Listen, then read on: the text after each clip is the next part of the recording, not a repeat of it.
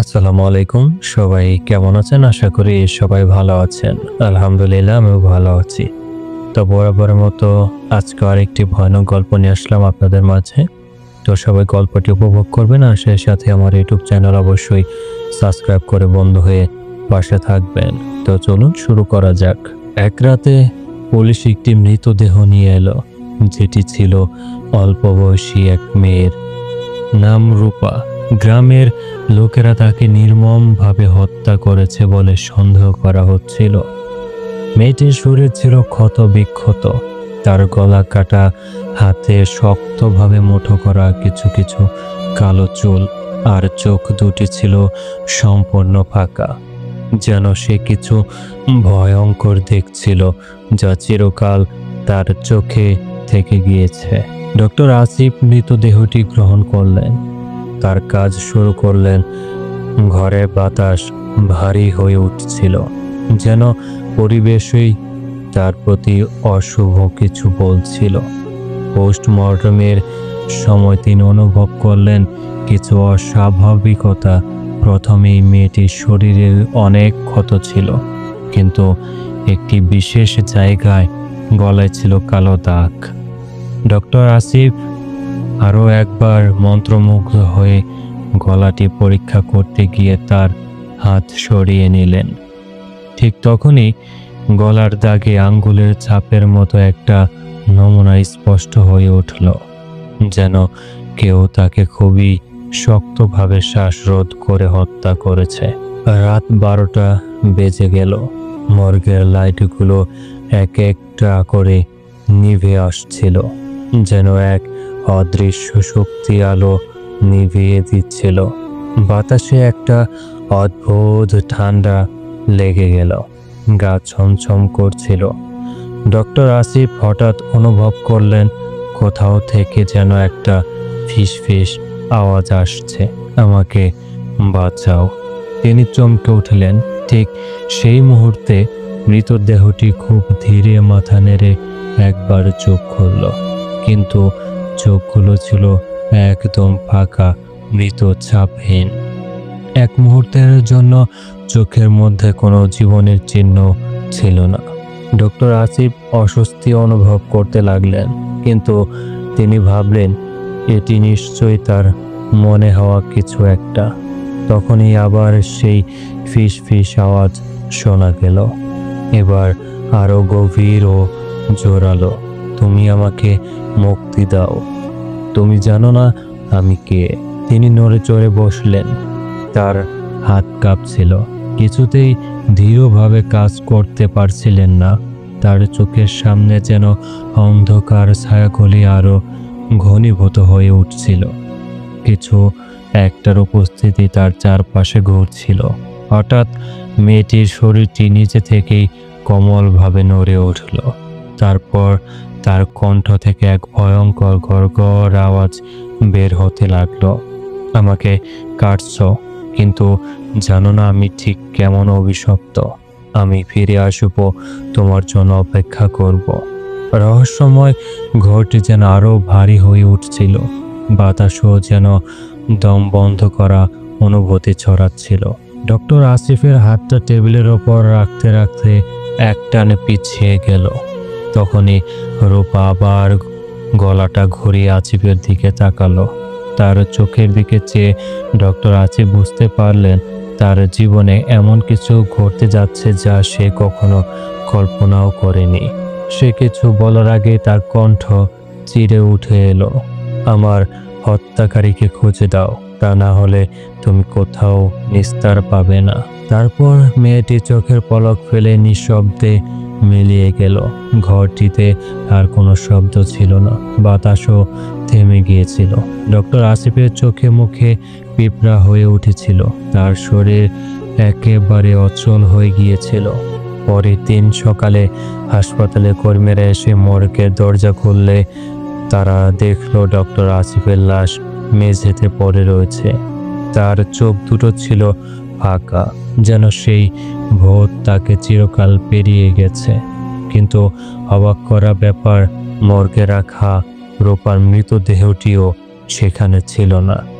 এখনো ওই হসপিটালে রাতের বেলায় রহস্যময় কান্নার আওয়াজ শোনা যায়।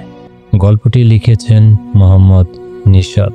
রাত গভীর, শহরের রাস্তার কোলাহল কমে গেছে, বাতাস ভারী আর ঠান্ডা। রাস্তার ল্যাম্পপোস্টগুলো আধো আলো ছড়াচ্ছে, যেন পুরো শহরটা কোনো অলৌকিক মায়ায় ঢেকে আছে। শহরের এক প্রান্তে, যেখানে লোকজন খুব একটা যায় না, সেখানে দেখা যায় এক অদ্ভুত চায়ের দোকান।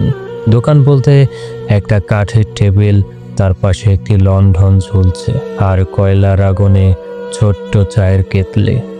দোকানটির মালিক এক মধ্যবয়স্ক চাওয়ালা, তার নাম কেউ জানে না। লোকটি কেবল রাতে দোকান খোলে আর দিনের আলো ফোটার আগেই অদৃশ্য হয়ে যায়। রোহান একজন ফটোগ্রাফার। সে শহরের রাতের অন্ধকারে গল্প খুঁজতে ভালোবাসে। এক রাতে রাস্তার শেষ মাথায় এসে সে এই চাওয়ালার দোকান দেখতে পায়। আশেপাশে কেউ নেই, দোকানের পাশে শুধু লণ্ঠনের আলো। রোহান দোকানের কাছে গিয়ে চাওয়ালাকে বলে, ভাই, এক কাপ চা দিন। চাওয়ালা কোনো কথা বলে না, তার ঠোঁটে এক চাপা হাসি। সে ধোয়া ওঠা এক কাপ চা রোহানের সামনে রাখে। রোহান চায়ের চুমুক দিতেই সে স্তব্ধ হয়ে যায়।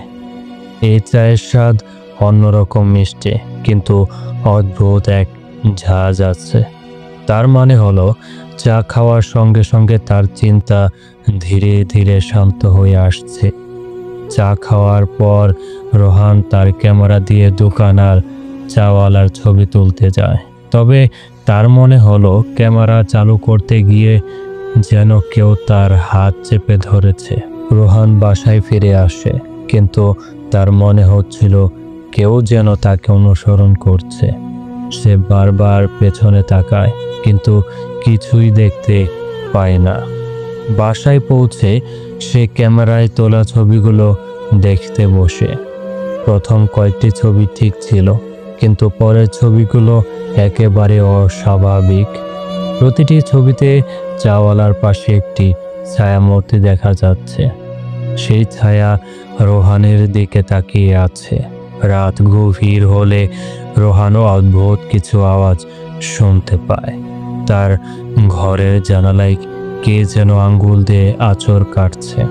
পেছনে তাকে সে দেখতে পায় জানালার ওপারে একজন দাঁড়িয়ে আছে, তবে তার মুখ দেখা যায় না, শুধু লালচে চোখ জ্বলছে। ভয়ে পরের রাতে রোহান চাওয়ালার কাছে আবার যায়। সে চিৎকার করে বলে, তুমি কে? তুমি আমার জীবনে কি করছো? চাওয়ালা চুপচাপ তাকিয়ে থাকে, তারপর মৃদু সুরে বলে, তোমার মতো অনেকেই এখানে আসে, তারা শান্তি খোঁজে, কিন্তু সে শান্তির মূল্য চায় না। আমার চা শুধু তাদের সেই মূল্য শোধ করায়। রোহান চিৎকার করে বলে, কি বলছো তুমি? আমি কোনো চুক্তি করিনি। চাওয়ালা হেসে বলল, তোমার চায়ের প্রতিটি চুমুকেই তুমি চুক্তি করেছ। তোমার আত্মা এখন আমার কাছে বাধা। এই কথা শুনেই রোহান দৌড়ে পালাতে যায়, তবে তার পা যেন মাটির সঙ্গে আটকে গেছে। চাওয়ালা ধীরে ধীরে তার কাছে এগিয়ে আসে।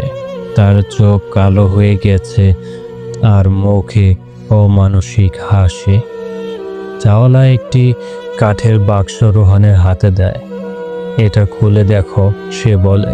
রোহান ভয় নিয়ে বাক্সটি খোলে। ভেতরে সে তার নিজের ছবি দেখে। প্রতিটি ছবিতে সে মরা অবস্থায় পড়ে আছে। তার গলায় ফাঁস, চোখে ফাঁকা আর চারপাশে অন্ধকার। তুমি আমার চা খেয়ে যে শান্তি পেয়েছিলে, সেটাই তোমার মৃত্যুর রাস্তা খুলে দিয়েছে। চাওয়ালা এই কথাটা বলে।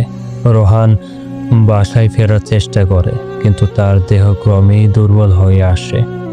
বাসায় পৌঁছানোর পর সে তার দরজার সামনে একটি চায়ের কাপ দেখতে পায়। কাপের ভেতর গাঢ় লাল চা। সে আর চিৎকার করার শক্তি পায় না। কাপের পাশে একটা ছোট নোট লেখা, তোমার আত্মা আমায় ছেড়ে যেতে পারবে না। পরদিন সকালে রোহানকে তার ঘরে মৃত অবস্থায় পাওয়া যায়। তার মুখে অদ্ভুত এক হাসি লেগেছিল আর চোখ দুটো লাল হয়ে গেছে। চাওয়ালার দোকান আর কেউ খুঁজে পায়নি, তবে রাতে যারা ভুল করে সেই রাস্তায় যায় তারা বলে রাস্তার কোণে এক লণ্ঠনের আলো দেখা যায়। লণ্ঠনের আলোয় দাঁড়িয়ে থাকে এক চাওয়ালা আর তার পাশে ধোয়া ওঠা চায়ের কাপ। তো বন্ধুরা, গল্পটি আজকে এ পর্যন্তই। গল্পটি কেমন হয়েছে অবশ্যই কমেন্টসে জানাবেন। ধন্যবাদ সবাইকে।